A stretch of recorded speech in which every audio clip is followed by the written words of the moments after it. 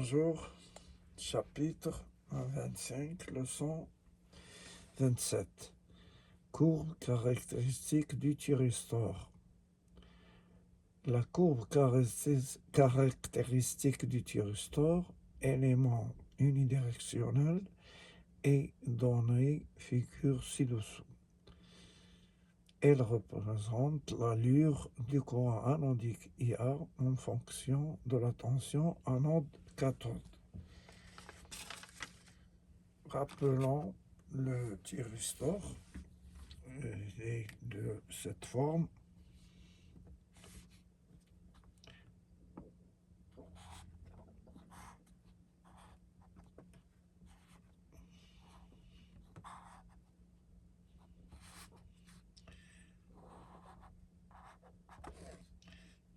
Gâchette, cathode, anode.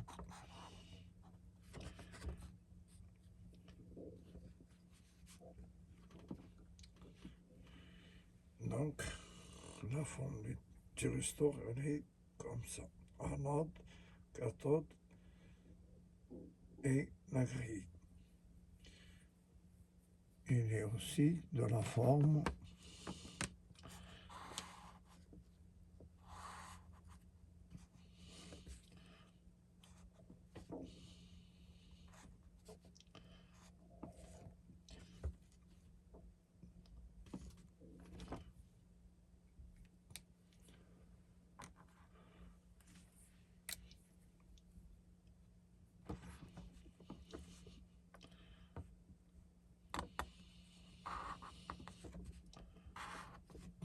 anode,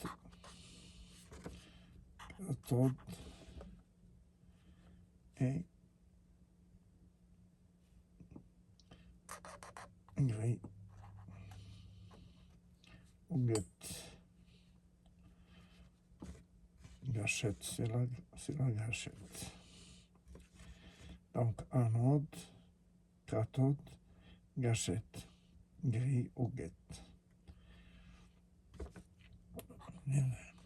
P, N, P, N.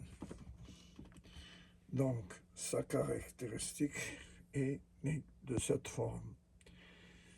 C'est le premier cadran, là, c'est troisième cadran. Donc, le thyristor, on a dit, il a un courant anodique,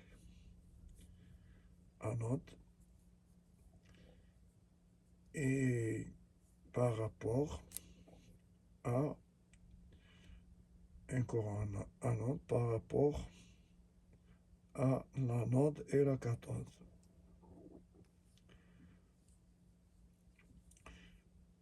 Donc là, il est formé de cette courbe, la courbe 1, la courbe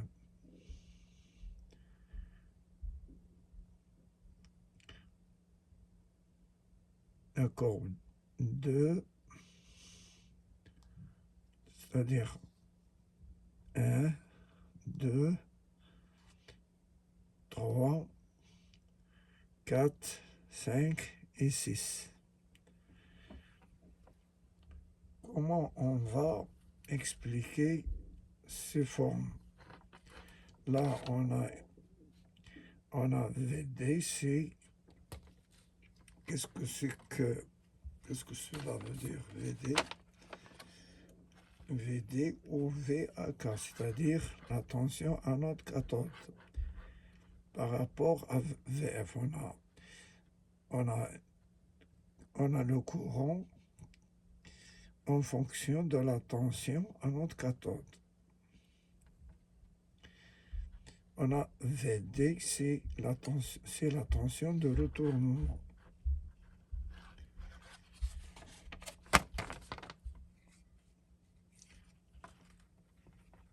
C'est la tension, on appelle VD ou VAK, c'est-à-dire anode-cathode. Donc, VD, c'est la tension positive. C'est la tension positive. Il est, au premier cadran, il est positif. Appliqué entre l'anode et la cathode. Entre l'anode et la cathode.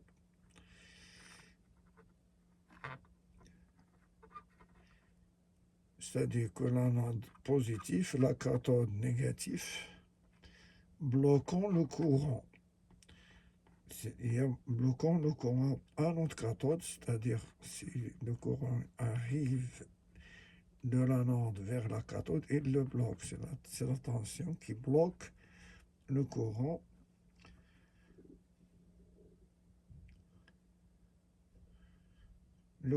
à notre cathode jusqu'à l'amorçage par la gâchette. Donc le thyristor ne peut conduire jusqu'à ce qu'on reçoit une impulsion de gâchette. C'est la tension de retournement. On appelle aussi la tension de retournement ou VAK.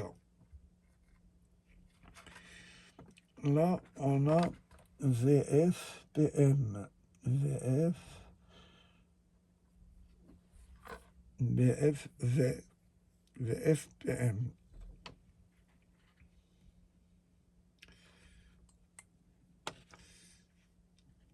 C'est l'état bloqué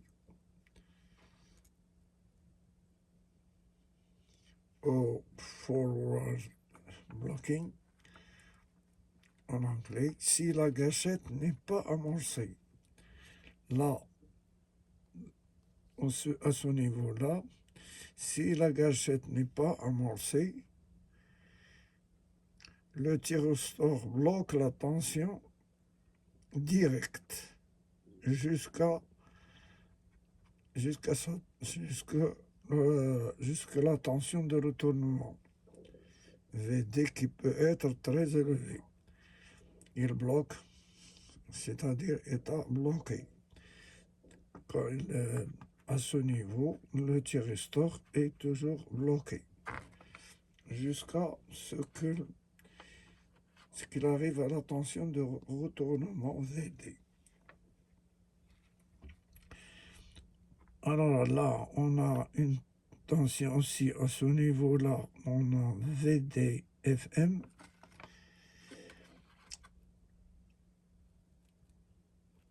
C'est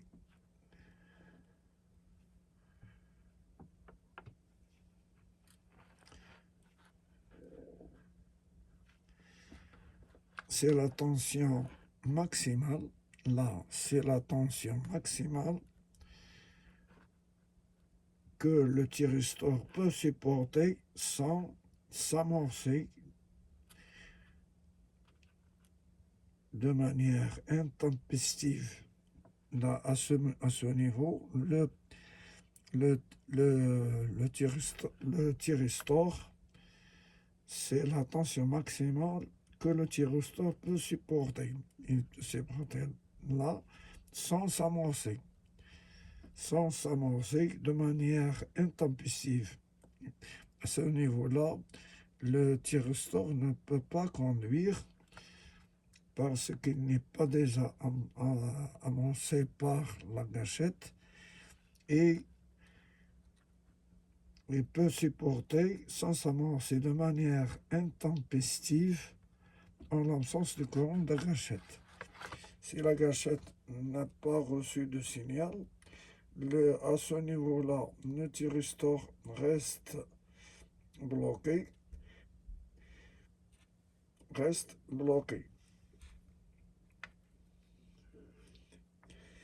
Là, à ce niveau-là, VFT ou VTM, là, c'est la chute de tension mesurée entre l'anode et la cathode. C'est la chute de tension mesurée entre l'anode et la cathode. Donc,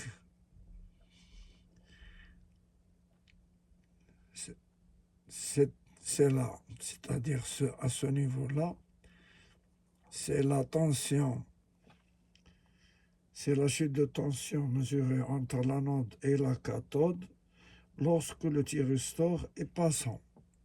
Là, le thyristor est passant, c'est-à-dire en condition. Cette tension est généralement faible, de l'ordre de 1 à 2 volts. Quand il arrive là, le thyristor devient passant parce qu'il a reçu une impulsion de gâchette. Il commence à conduire.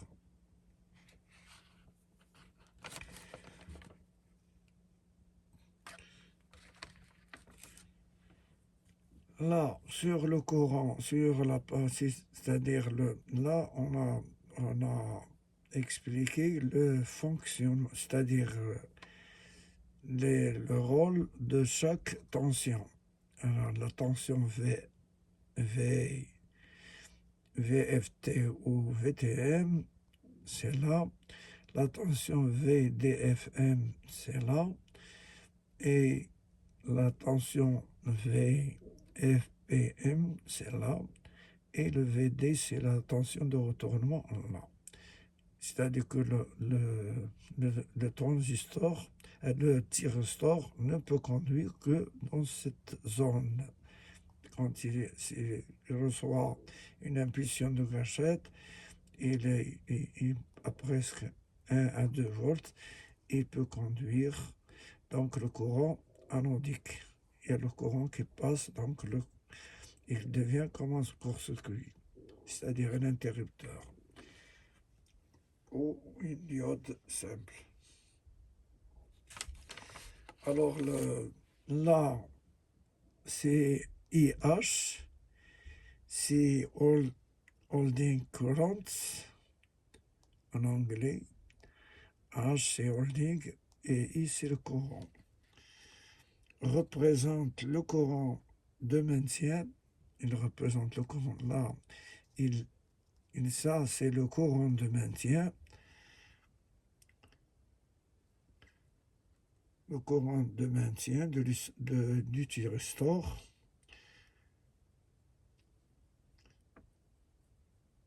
C'est la valeur maximale en courant direct, c'est la valeur maximale quand il arrive ça.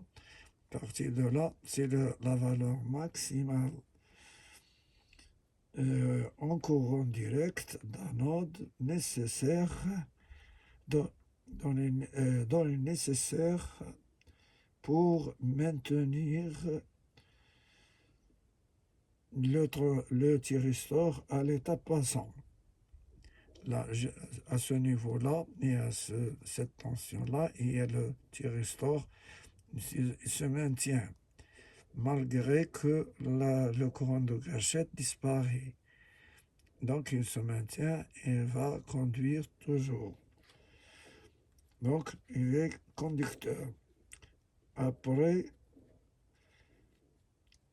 son amorçage, si le courant d'anode descend en dessous, si le courant d'anode, c'est-à-dire le courant qui passe là c'est-à-dire courant soit pour redressement ou bien continu, et si le courant d'anode descend en dessous, c'est-à-dire en dessous de IH, c'est-à-dire de holding current,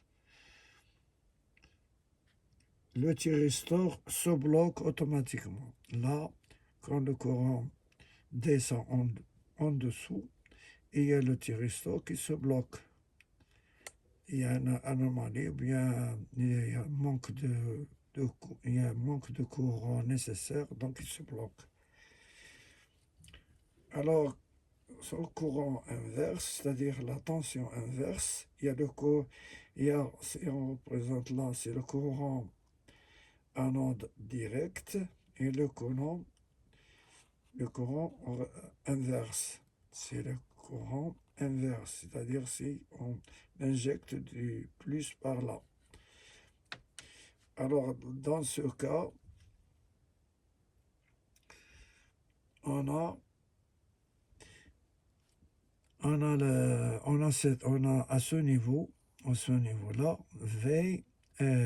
VRWM, c'est Working Peak Reverse Voltage, ou bien répétitive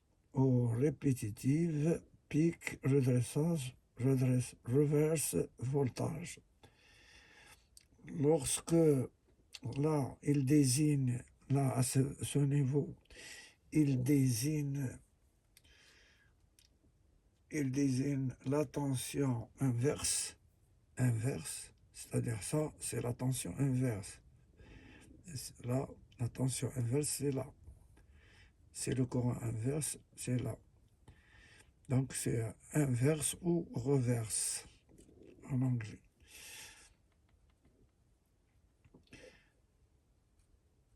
Donc, à ce niveau-là, il désigne la tension inverse de crête.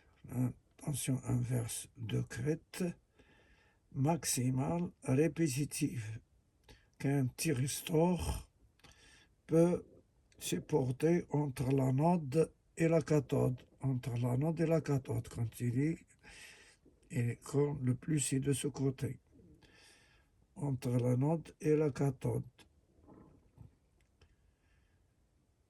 À l'état bloqué. C'est-à-dire quand il y a une tension inverse de l'air, il y a le thyristor est bloqué et représente la limite sécurisée pour éviter le claquage inverse plutôt que la tension directe. À ce niveau-là, il y a un blocage. Il y a un blocage de la tension inverse pour que le thyristor ne se détruit pas. Il y a là une autre tension là, c'est VRSM, ou bien VDSM. Il représente la limite au-delà de laquelle le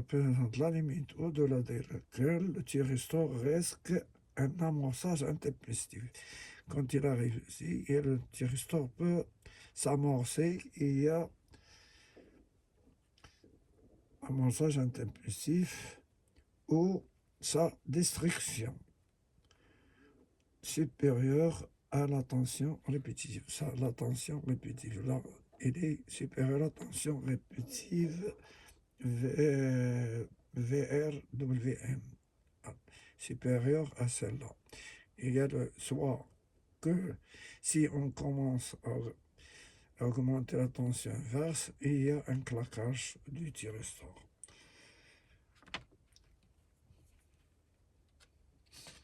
Alors, le courant, on a le courant, là c'est le courant anodique, c'est F, on a représenté par IF et FAV. Il désigne le courant direct moyen maximal que le thyristor peut supporter à l'état passant, c'est-à-dire à l'état de continu, il peut supporter ça. C'est à ce niveau-là. Donc, passons aux conditions. Cette valeur définit la limite thermique. À ce niveau-là. Et le courant, le thyristor est toujours passant. Et à ce niveau-là, il définit la limite thermique pour un fonctionnement en courant continu ou redressé, permettant au thyristor de ne pas surchauffer. À ce niveau-là, c'est-à-dire limite le courant anodique pour que le thyristor ne peut pas chauffer. Merci de votre attention et au revoir.